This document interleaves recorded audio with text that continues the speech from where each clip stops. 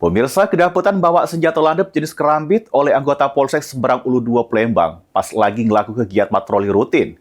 Mukhlis Akbar, warga Lorong Sadar Jaya, Kelurahan Tanggotakat, terancam pasal 307 ayat 1 Undang-Undang Nomor 1 Tahun 2023, pidana penjara di pucuk 5 tahun.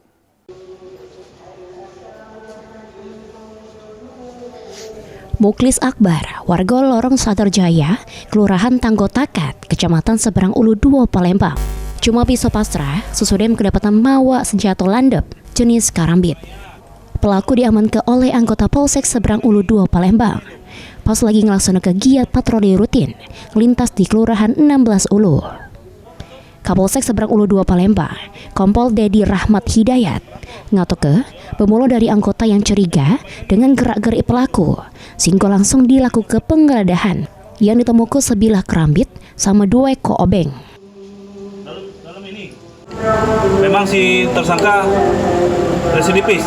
Yang pertama pernah melakukan kasus penganiayaan, yang kedua pencurian di ruko yang ditangani oleh Satreskrim Polrestabes Palembang.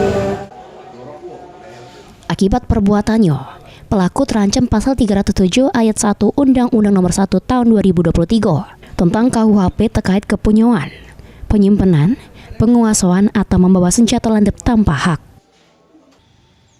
Heru Wahyudi, PAL TV.